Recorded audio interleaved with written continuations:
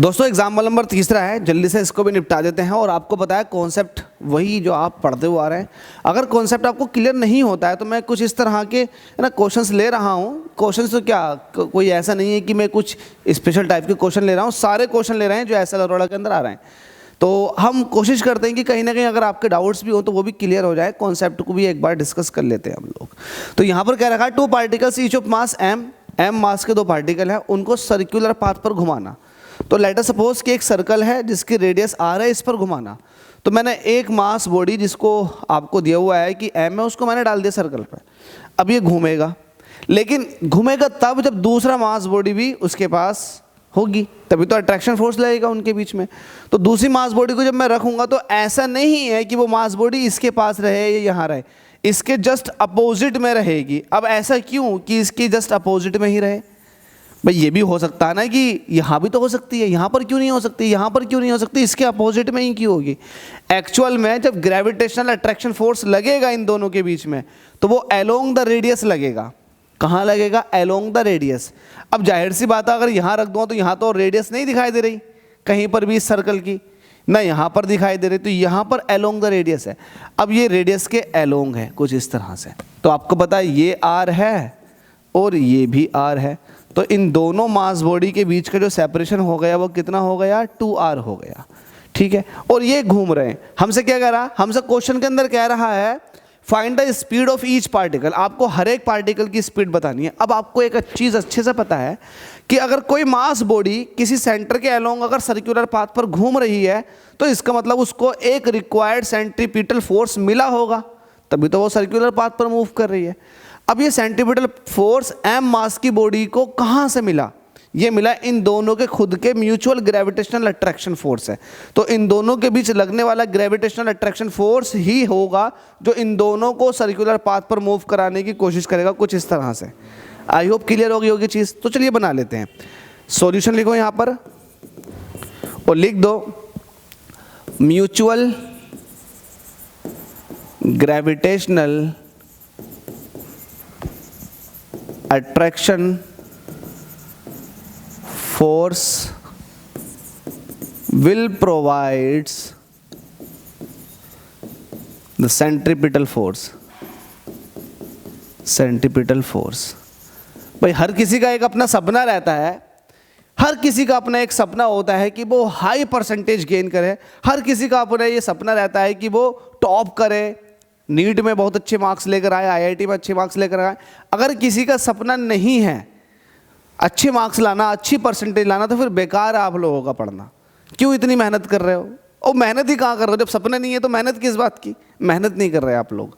तो गाइज हर किसी का अपना एक सपना होता है कि वो आईआईटी में जाए, वो नीट करके एम्स वगैरह में है ना अच्छी जगह पर जाए ताकि वो एक अच्छा डॉक्टर बने, एमबीबीएस डॉक्टर बने। तो भाई हर किसी का एक ना सपना होता है, लेकिन सपने ऐसे ही थोड़े ना किसी के साकार होते हैं, उसके लिए आपको बहुत मेहनत करनी पड़ती है। तो यहाँ पर आपको मेहनत करनी पड़ेगी। चीज़ों को समझ लिया आपने, अब आप खुद भी दिमाग चलाया करें, क्योंकि फिजिक्स दिखती है, मैंने दिखाने की कोशिश की, तो वैसे ही आप लोग भी सोचने की कोशिश किया करें। तो मैंने लिख दिया म्यूचुअल ग्रेविटेशनल अट्रैक्शन फोर्स ही होगा जो प्रोवाइड करेगा सेंट्रीपिटल फोर्स को। तो यहाँ पर लिख देंगे क्या? ग्रेविटेशनल फोर्स जो है वो किसके बराबर है? सेंट्रीपिटल फोर्स के। अब ग्रेविटेशनल फोर्स किस किस के बीच का है? ये इन दोनों मास बॉडी के बीच का है। तो आपको पता है ग्रेविटेशनल फोर्स की वैल्यू होती है g m1 m2 upon distance का स्क्वायर। तो इन दोनों के बीच की डिस्टेंस कितनी है? 2r, तो इसका स्क्वायर। ये किसके बराबर होगा? सेंट्रीपिटल फोर्स के। अब सेंट्रीपिटल फोर्स जो होता है वो सर्कल के अलोंग, मतलब सर्कल जो मूव कर रहा है, सर्कुलर पाथ पर जब ऑब्जेक्ट मूव करता है तो सेंटर की अलोंग रखता है। तो सेंटर की अलोंग जब लगता है, इट मीन्स इस सर्कल का सेंटर तो ये है, इसके अलोंग लगेगा। इट मीन्स यहाँ से यहाँ तक की डिस्टेंस चाहिए कि आपको, तो ये हो जाएगा m v square upon distance r। क्योंकि आपको पता है सेंट्रीपिटल फोर्स जब भी आप लेते हो तो आप वो डिस्टेंस लेते हो जिसके अलोंग वो घूमने की कोशिश कर रहा है या फिर घूम रहा है। तो भाई वो तो सेंटर होगा, तो सेंटर के अलोंग जब घूम रहा है तो इसका मतलब डिस्टेंस जो लेनी पड़ेगी वो सेंटर से लेनी पड़ेगी। तो ये सेंटर से डिस्टेंस जो है मास बॉडी की r है। इसको ओपन करेंगे, एक m से एक m कट जाएगा, तो ये हो जाएगा gm अपॉन 4r स्क्वायर, इधर हो जाएगा v स्क्वायर अपॉन r। तो एक r से एक r कट गया, तो यहाँ से v square is equal to आ जाएगा gm अपॉन 4r। मुझे v चाहिए तो v हो जाएगा स्क्वायर रूट Gm/4r, तो यही रहने दो, बस इतना ही, क्योंकि आपको ऐसा कुछ नहीं दे रखा है इसके अंदर जो आप सॉल्व कर लो, और बस यही पूछ रहा था आपसे कि बताओ वेलोसिटी कितनी होगी, तो वेलोसिटी की वैल्यू आ गई Gm/4r। जैसे कि मैंने आप लोगों से कहा कि हर किसी का एक सपना होता है, हर कोई ये चाहता है कि यार वो हाई परसेंटेज लेकर आए, अच्छी उसकी इज्जत भी हो, है ना, ये भी होता है ना, इज्जत के लिए भी लोग मेहनत करते हैं कि यार उसकी वाहवाही हो।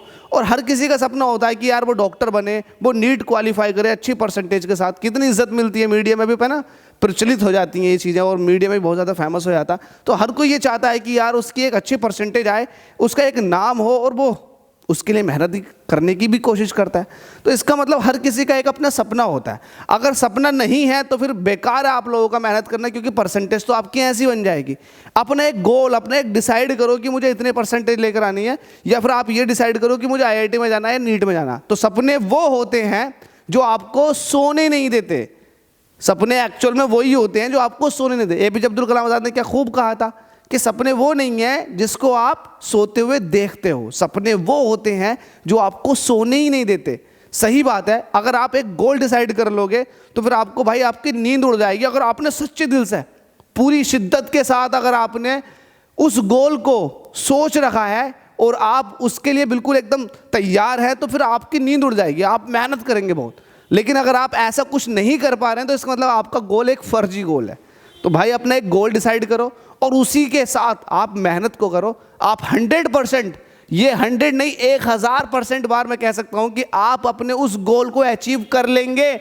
लेकिन वो गोल होना चाहिए, आपका एक टारगेट होना चाहिए। ऐसा नहीं है कि फर्जी टारगेट बना लिया, आज मेहनत कर ली कल भूल गए, नहीं।